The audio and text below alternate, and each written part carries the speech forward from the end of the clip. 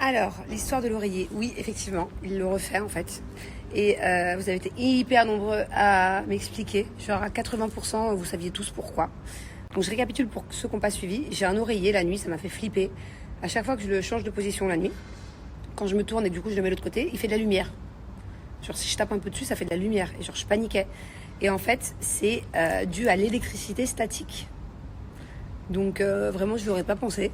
Et apparemment, je suis pas la seule à qui ça arrive.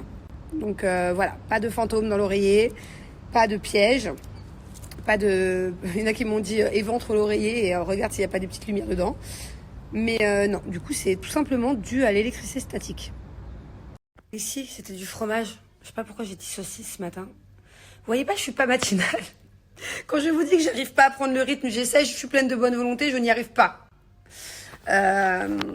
Non, et puis en plus de ça, du coup, pour répondre à la question là, pas la question, pour reparler du sujet du matin, du coup, j'ai reçu plein de conseils. Il faut du coup que je me couche tout le temps à la même heure régulièrement, donc ça veut dire qu'on ne comptait pas sortir et on compte plus faire de soirée pendant un bon moment, normalement. Mais ça veut dire que vraiment, même le week-end, je peux pas faire d'écart, quoi. En fait, apparemment, pour avoir un bon rythme et puis être fatigué le matin et puis raconter n'importe quoi, il faut du coup toujours se coucher à la même heure, se réveiller à la même heure. Bref. Il y en a carrément qui m'ont dit il faut que tu te couches à 21h, 22h, mais c'est impossible. Moi, avant, je ne m'endormais pas avant 3h du mat. C'est vraiment nouveau pour moi déjà de me coucher à 23h30, c'est exceptionnel. 21h, j'aurai le temps de rien faire. Je couche les enfants à 20h, après, 1 heure après, je dors. Mon corps, il va pas comprendre. En plus, je vous ai déjà dit, bon, rien à voir avec les saucisses et le fromage, mais je ne sais pas m'endormir. Je suis quelqu'un, si je ne tombe pas de fatigue, je ne dors pas.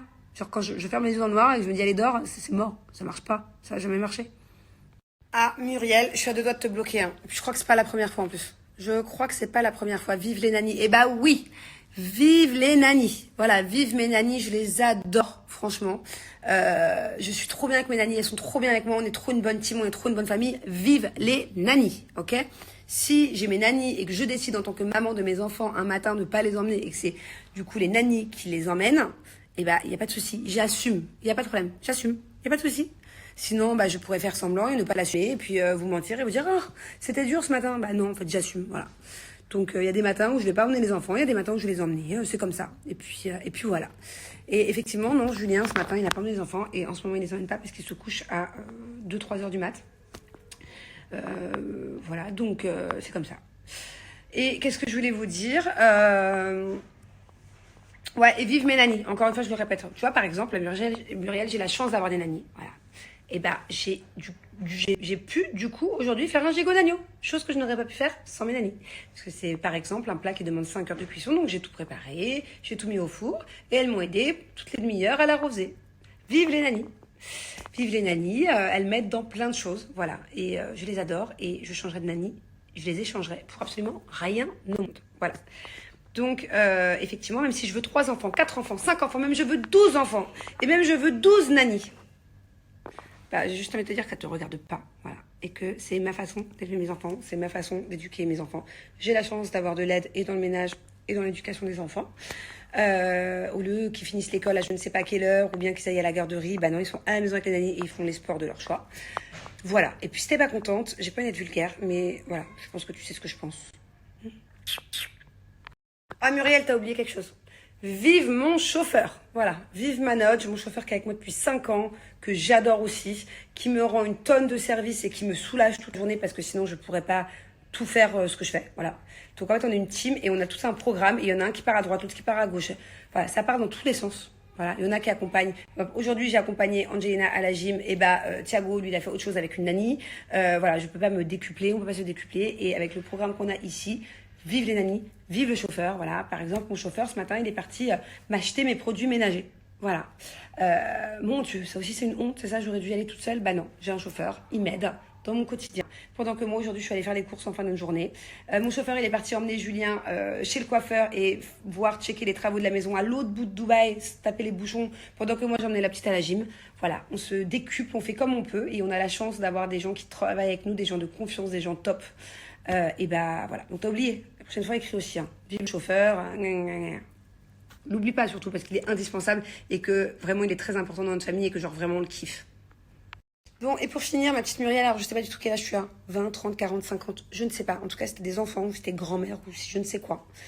J'ose espérer dans ton jugement que du coup tu as été une maman parfaite, voilà, que tu as vraiment été là tout le temps pour tes enfants, du matin jusqu'au soir, à les emmener à toutes les activités, à suivre toute leur scolarité, à vraiment être présente, hein, mais de A à Z, pas vite fait A, B, C, D, de A à Z. Parce que honnêtement, mis à part le fait que ouais, il y a des matins où je n'emmène pas mes enfants à l'école, je suis vachement présente et j'ai la chance d'avoir un emploi du temps et un boulot qui me permet d'être présente la plupart du temps pour mes enfants, voilà, de pas vraiment avoir d'horaire. J'ai la chance d'avoir une super vie, d'avoir un super train de vie où je peux me permettre d'avoir des employés avec moi, des nannies, un chauffeur qui m'aide et qui me soulage de ouf au quotidien et du coup qui m'aide à organiser mon temps et à du coup pouvoir faire 3 fois plus de choses que je ne ferais toute seule. Voilà. Et en tout cas, si toi tu as eu la chance d'avoir la vie que j'ai, je ne sais pas si par contre tu aurais été aussi aimante que je le suis avec mes nannies, avec mon chauffeur. Si vraiment ils auraient fait partie de ta famille. Hein. Parce que ça, c'est pareil, hein, il y en a beaucoup qui critiquent. Mais il y en a beaucoup qui, à ma place, à mon avis, n'auraient peut-être pas fait autant de choses que je fais pour eux. Voilà. Et du coup, j'ose espérer que tu critiques ma façon d'être avec mes enfants ou dans mon emploi du temps, que le tien était vraiment parfait. Je serais curieuse de savoir quelle a été ta vie, quelle est ta vie. Et voilà. Et en fait, ce qui m'a piqué là dans ce commentaire, c'est et tu parles d'avoir un troisième? Ouais. Enfin, en l'occurrence, non. En ce moment, je suis plus trop dans ce mood-là. Mais quand bien même, je veux 3, 4, 5 enfants. Je continuerai d'avoir ce genre de rythme. Voilà. Et si j'avais un troisième enfant, ça veut pas dire que c'est parce que j'emmène pas les enfants à l'école de temps en temps le matin que je ne suis pas capable d'éduquer et d'aimer et de faire du mieux que je peux pour ce potentiel troisième enfant. Enfin, c'est tellement naze. En fait, ça se trouve, c'est de la jalousie tout simplement comme d'hab, quoi. Donc voilà, je te laisse dans... Non mais franchement, ce genre de commentaires là, ça m'énerve à juger la vie des gens. Je vais retourner à mon gigot. D'ailleurs, ça sent super bon. Et j'ai des petits légumes confits qui sont au four. La recette est juste incroyable. Je vous l'ai déjà donnée une fois sur TikTok, une fois sur Snap ce mois-ci. Et c'est vraiment ma meilleure recette. C'est vraiment ce que je réussis le mieux. Vraiment, vraiment. Genre au point de se resservir, à ne plus avoir faim du tout, par gourmandise. Donc je me demande si je vais pas vous mettre la recette sur Insta pour ceux qui n'ont pas de TikTok. Parce que j'aime vraiment vous partager cette recette parce que au moins vous penserez à moi quand vous mangerez. Et je pense que c'est pas possible de ne pas aimer. Même ceux qui sont pas fans de légumes de base, vu que c'est un peu sucré, un peu caramélisé, c'est ouf. C'est confit genre.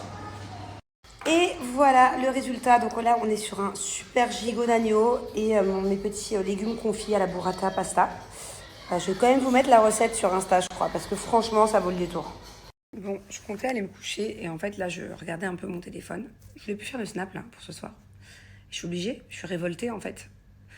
Je regarde un peu l'actualité et là, je vois seulement une semaine. Enfin, je vois passer tous les jours, mais là, j'ai vu l'image de trop, la vidéo de trop. Je suis obligée de dire quelque chose, c'est pas possible. Sinon, en tant qu'influenceur, on dit rien, on reste comme ça. Reste comme ça sans rien dire. En seulement une semaine, il y a un ado qui est rentré de colonie avec des bleus de partout. Parce qu'il s'est fait maltraiter par d'autres enfants pendant une semaine en colo. Une semaine, jour et nuit.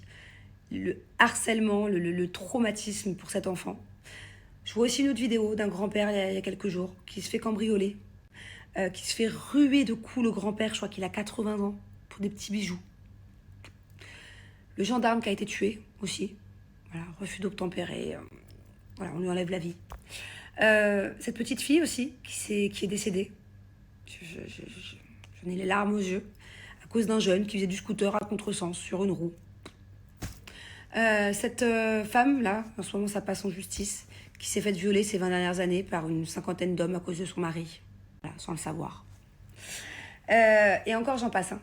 J'en passe, j'ai mis un résumé d'ailleurs sur Insta. Et encore j'ai pas tout mis. Comment c'est possible en fait? Comment c'est possible de voir toutes ces actualités en seulement une semaine? Ça devrait être les actualités, déjà ça ne devrait pas exister, mais quand bien même, ça devrait être les actualités sur un an. Pas sur une semaine, pas sur 7 jours. C'est pas possible.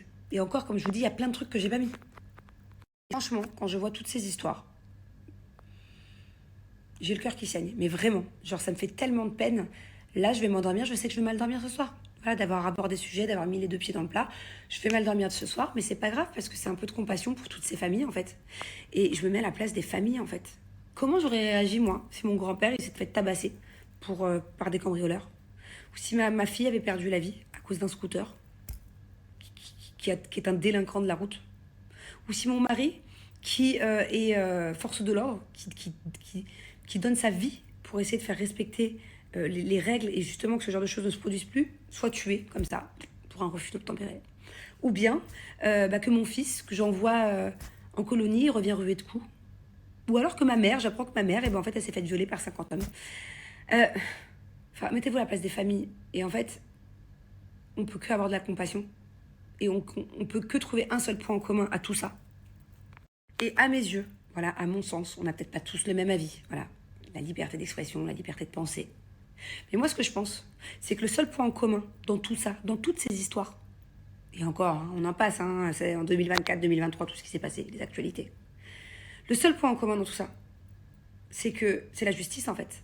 C'est que en France, les criminels, les délinquants, tous ceux qui font ce genre de choses, voilà, qui se permettent de rouler à contresens.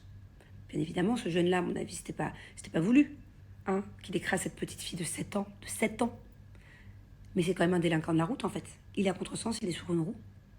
Que ce soit ça, donc tous ceux qui font bordel sur la route là, du coup, et qui créent des victimes, que ce soit les cambrioleurs, que ce soit les jeunes, les adolescents, qui se permettent de faire de l'harcèlement comme ça et de frapper un autre adolescent sans que ce soit puni parce qu'ils ont 11 ans ou ils ont 12 ans, ils ont 13 ans. Tout ça, le seul point en commun, c'est que ces personnes-là n'ont pas assez peur de la justice. C'est que ces personnes-là, voilà, n'aient pas peur des sanctions. Parce qu'il n'y a pas assez de sanctions, à mes yeux. Et ça, c'est dégueulasse. Ça, c'est se mettre à la place des familles et de se dire que, en espérant que sur ces 6 cas-là là, que je viens de vous citer, justice soit faite. Voilà, c'est pas encore fait, la justice est longue. En espérant que dorénavant, justice sera faite. Mais jusqu'à présent, il y a tellement de cas où justice n'a pas été faite assez fermement, avec des peines assez lourdes, pour que dorénavant, les mêmes personnes qui ont l'habitude de reproduire les mêmes conneries se disent « Ah, on va y réfléchir à 2 fois avant de faire cette putain de connerie, parce que sinon, on risque gros ». C'est ça le problème, en fait. Le problème, il vient de là. Le nombre de délinquants, le nombre de criminels qui ne sont pas assez sanctionnés.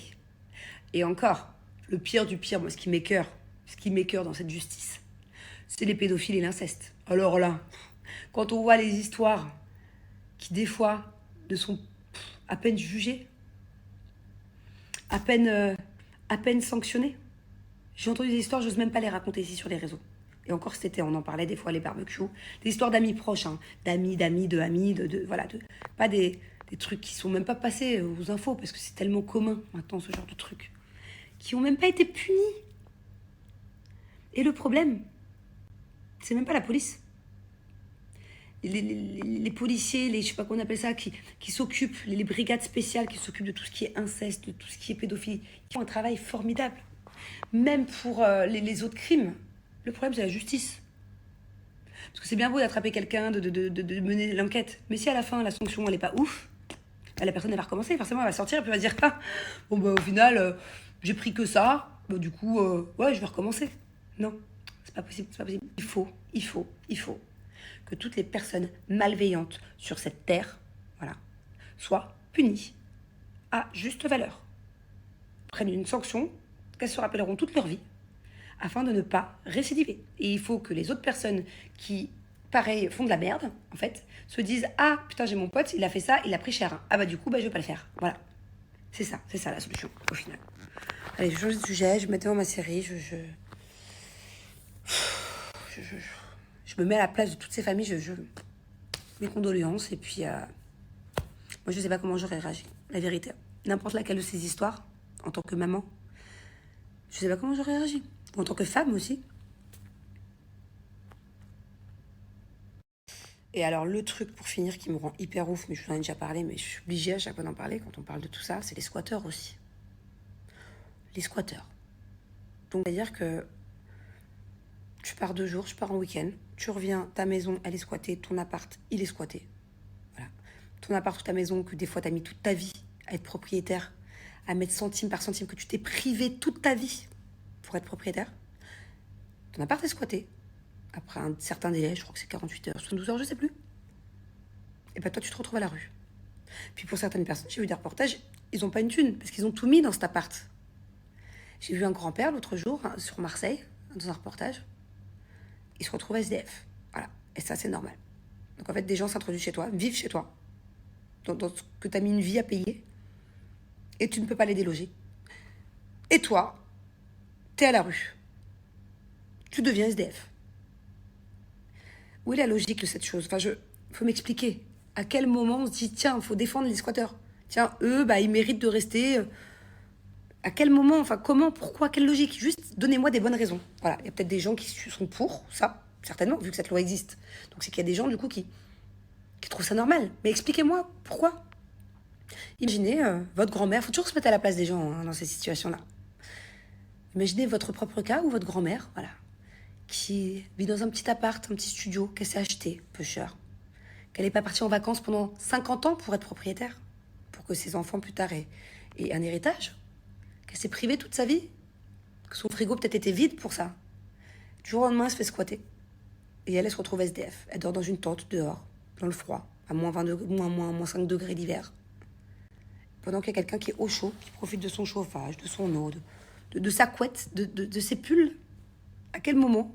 Donnez-moi, si j'ai envie de comprendre les gens qui sont pour ça. Et vraiment, sincèrement, vraiment, sans aucun jugement, enfin, si, je vais forcément vous juger, les gens qui sont pour, mais j'ai besoin de comprendre comment des gens peuvent être pour cette loi. Comment c'est possible? Comment c'est possible de récupérer sa maison, son appartement, des fois 2, 3, 4, 5 ans après? Complètement bousillé. Pareil, j'ai vu dans le même reportage un monsieur qui s'est fait squatter sa maison. Il l'a récupéré 4-5 ans après. Mais dans un état pitoyable, il y avait peut-être 200 000 euros de travaux à refaire. Il les avait pas. Donc la maison est une ruine. Voilà. Toute une vie à la poubelle. Moi, je comprends pas. Voilà. Moi, il y a des choses qui me dépassent. Et dans plein de pays, ça n'existerait pas, ça. Ça n'existe pas. Tout ça, ça n'existe pas. Toutes ces sanctions, toutes ces petites, légères sanctions pour des choses incroyables n'existent pas dans d'autres pays. Par exemple, ici à Dubaï, mais je ne vais pas vous parler de Dubaï parce que pour le coup, c'est vraiment l'extrême. Pour le coup, ici, on a vraiment carrément peur de la justice et il n'y a absolument rien de tout ça qui peut se produire. Mais rien, pas possible. Vous verrez jamais un jeune à contresens sur une roue qui percute un enfant. C'est pas possible. Voilà. Vous verrez jamais une maison squattée par des gens pendant 4 ans, pendant que le propriétaire devient SDF. Ça n'existe pas. Enfin, ça n'a pas de sens. Mais on va pas parler de Dubaï, parce qu'après on va me dire oui, mais Dubaï c'est toujours plus, c'est complètement l'extrême. Ok, mais ne serait-ce que dans d'autres pays, ne serait-ce qu'en Europe, ne serait-ce qu'aux États-Unis, ne serait-ce que tout ça. Non, je suis désolée, mais on n'en est pas à un tel niveau à mes yeux d'injustice. Coucou tout le monde, ça fait juste 4 fois que je refais ce snap, c'est génial. Alors, j'espère que vous ça va. Donc moi la journée aujourd'hui, là je vais sur un site en fait. J'ai vendu un appartement à l'ami d'un ami l'année dernière. Et là je me rends sur le site pour voir un peu l'avancée des travaux. Pour estimer un peu si l'appart va être prêt en temps et en heure ou s'il va y avoir un peu de retard. Parce qu'en fait il attend que cet appart soit prêt pour pouvoir emménager à Dubaï. Donc c'est important vu qu'il a des enfants et tout qu'il se précipite pas trop. Et puis c'est assez souvent qu'il y a quelques petits retards de travaux quand même. Mais c'est partout pareil, je pense, dans le monde. D'ailleurs en France aussi. Bon, mais je pense que là, en l'occurrence, cet appart-là, il y aura peut-être quelques petits mois de retard, mais pas tant que ça. Donc ça va, c'est raisonnable. Et oui, je sais pas, pour ceux qui me suivaient pas, j'étais dans l'immobilier ici à Dubaï. C'est vraiment quelque chose qui me plaisait.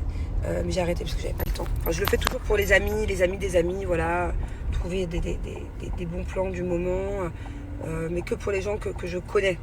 Ou alors de bouche à oreille, mais voilà.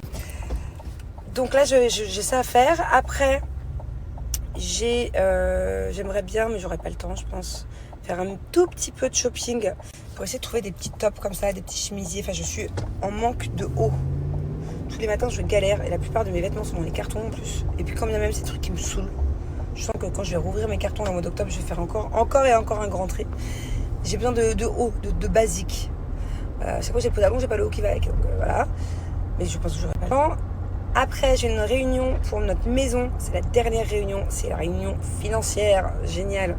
Il va falloir qu'on se mette d'accord avec le boss argent parlant. Financièrement parlant. Parce qu'en fait, il y a des trucs dans la maison. Il y a des trucs qui sont juste incroyables. Et franchement, c'est une équipe de dingue. Il y a des finitions. Et ils font un boulot de ouf. Par contre, il y a des petits détails. Et aussi un gros détail, on va dire ça comme ça, qui ne va pas du tout. Pas au niveau du travail parce que c'est très bien fait, mais au niveau c'est pas ce que j'ai choisi, quoi. Donc là il faut que j'aille voir avec lui comment on fait, parce que ils m'ont mis quelque chose par exemple dans ma salle de bain que je n'ai pas choisi et qui à mes yeux ne ressemble pas du tout aux images 3D, quoi. Donc du coup, à voir, faut qu'il me change tout. Et du coup, c'est logiquement pas à moi de payer, vu que ce n'est pas mon choix. Mais bon, tout ça, on va voir avec le boss. En plus, c'est vraiment des gens avec qui je m'entends super bien, avec qui j'aime travailler. Mais voilà, il va falloir, quand ça parle des fois un peu argent ou financier, il faut être un peu plus ferme. Donc voilà, peut-être un petit bras de fer là qui s'annonce aujourd'hui. Et après, j'espère avoir le temps d'emmener de nouveau ma fille à la GRS. Alors, en fait, c'est assez nouveau et au final, c'est pas plus mal. Que ce soit le taekwondo pour Thiago et Angelina et que ce soit la GRS, c'est minimum 2 fois par semaine. Voilà. Donc, je pense que, en fait, on nous l'impose. Je pense pas que ce soit que l'aspect financier pour le club de se dire, au final, les parents payent 2 cours ou 3 cours au lieu d'un. Mais je pense que c'est aussi bien pour la régularité et pour les progrès, pour la progression. Le fait d'aller 2 fois dans un sport par semaine, on va peut-être voir plus de résultats que si bien évidemment ils y allaient qu'une fois. Donc voilà, donc du coup, les sports des enfants. Pour Angelina, ce sera taekwondo et GRS 2 fois par semaine. Et pour Thiago, alors Thiago c'est paddle, taekwondo. Paddle, taekwondo, rien. Ski, taekwondo, piscine. Voilà. Et coucou tout le monde, je suis trop contente, je suis hyper souriante aujourd'hui, déjà de base je suis de bonne humeur, mais mon rendez-vous s'est super bien passé pour mon client qui m'avait acheté, je sais pas où je suis perdue. J'ai un problème là. Je veux aller là-bas, mais il n'y a pas de passage. Ma foi, je redescends. Je suis super contente parce que mon rendez-vous pour l'appartement de mon client de l'année dernière là, ça s'est très bien passé. Au final, non, il n'y a pas de retard. Limite, je vais pas dire prêt en avance, mais à mon avis, prêt le jour J. Donc ça, c'est top, c'est une très bonne nouvelle. D'ailleurs, j'aime beaucoup ce promoteur, ce développeur. C'est cool, c'est cool. Donc j'aime bien quand tout se passe bien comme ça, parce que c'est quand même une responsabilité quand tu conseilles quelqu'un de tes proches d'acheter un bien, que tu t'en occupes et tout ça, et qu'au final, t'as mal conseillé parce que le développeur, il a grave du retard. Des fois, ça te met un peu dans l'embarras, tu vois, mais c'est pas de ta faute. Mais donc du coup, là, je suis contente. Non, je suis pas humeur. J'aime bien faire des bonnes nouvelles pour les autres.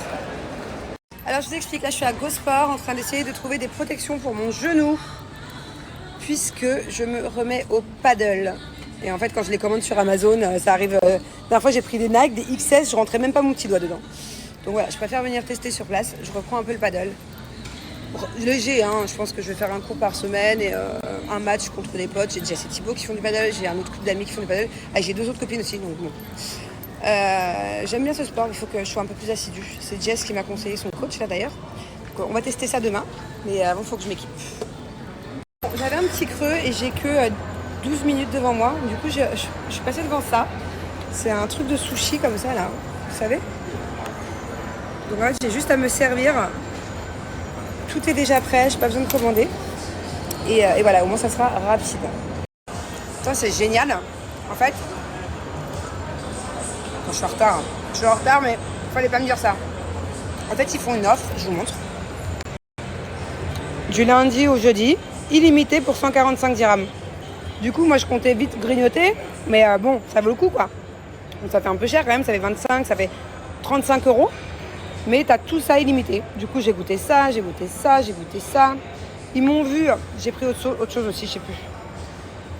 Ils m'ont vu, ils ont dû se dire, ça vaut le coup l'offre avec elle, elle est toute fine. Mais non, je mange, je vais beaucoup manger. Ça, c'est vraiment un de mes trucs préférés, le crispy rice.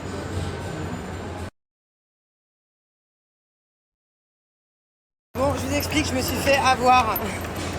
Mais c'est logique. En fait, je vous explique, là j'ai commandé 4... Franchement, j'ai pas fait... Moi j'ai horreur de gâcher la nourriture, je vous explique. Donc même si c'est un truc illimité, je vais pas prendre 10 plats pour pas les finir, juste pour goûter, pour que le reste parte à la poubelle, alors qu'il y a des gens qui meurent de faim sur Terre. Bref. Donc, du coup, ça va, j'ai été raisonnable, tu vois, j'ai pris 4 trucs. Même si c'était pas illimité, j'aurais pris ça, de base. Sauf que, déjà je suis en retard pour aller à l'école de ma fille. Et en plus de ça, j'ai plus faim. Donc il me restait tout un bol de riz avec du poulet, 2 brochettes de bœuf que j'ai pas touchées, des petites crevettes piquantes pareilles. Du coup, j'ai tout pris emporté. Voilà. Du coup, forcément, si tu prends emporté, c'est pas illimité, parce que sinon, les gens, en fait, ils viennent faire leurs courses, ce que je peux comprendre. Donc du coup, je leur ai dit, écoutez, c'est pas grave, faites pas payer truc par truc. J'en ai eu pour plus cher, ce qui est logique. Mais au moins, je repars avec la nourriture. Il n'y a pas de gâchis, ça va dans le frigo. Mon fils, il va se régaler. Mes nannies aussi. Voilà. Au début, Julien, il avait honte de moi quand on allait au restaurant.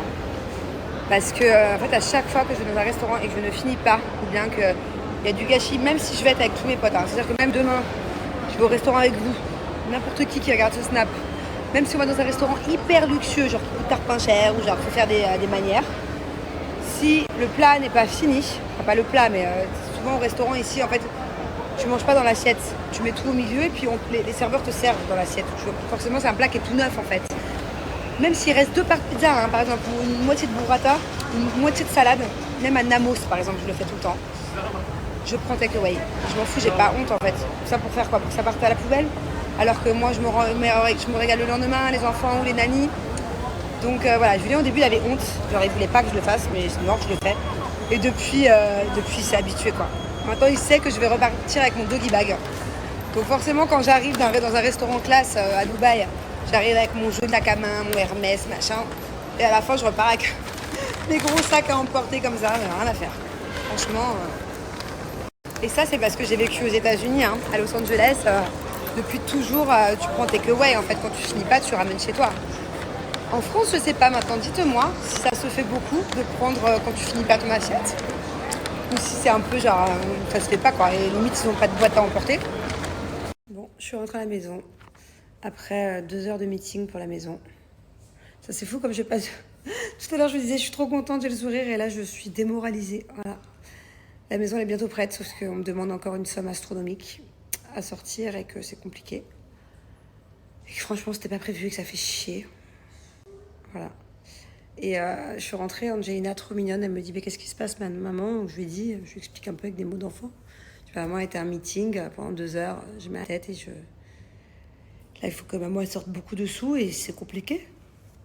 Et elle me dit, mais maman, t'inquiète. Ouais, désolée, j'ai reçu un appel entre-temps à Dubaï. Je sais pas pourquoi je reçois 5 ou 6 appels par jour pour investir de l'argent, comme si c'était le moment en plus. Bref, et elle me dit, mais maman, t'inquiète pas, tout va bien. Non. Si, tu m'as dit ça, mais ça fait trop plaisir quand tu m'as dit ça, mon cœur, je trouve ça trop mignon. Elle m'a dit, mais moi j'ai plein de sous, je vais te donner tous mes sous, y a pas de souci, maman. Et en fait, je lui ai dit, ah bon? Elle me dit, oui, j'ai plein de sous dans ma chambre. Elle me dit, par contre, on a juste un problème, maman. C'est que je les ai cachés et que je me souviens plus où je les ai cachés. En tout cas, c'est trop gentil, Bubu, vraiment. Ça me remonte le moral. Que tu sois prête à tout me donner pour ta maman. C'est super cool, ça. Qu'est-ce qu'elle est généreuse, ma fille, vous savez. Même à Noël, ça m'avait choquée. Elle était toute petite, elle avait 1 an ou 2 ans. Elle marchait à peine.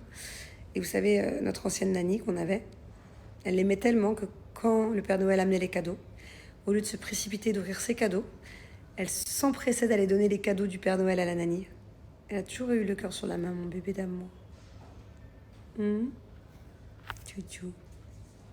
Elle m'a carrément fait un nouveau joli collier pour maman. Quand je suis un peu fatiguée, je dois le mettre? Ah, d'accord. Ah, c'est trop gentil ça, dis donc. Ça me remonte vachement le moral.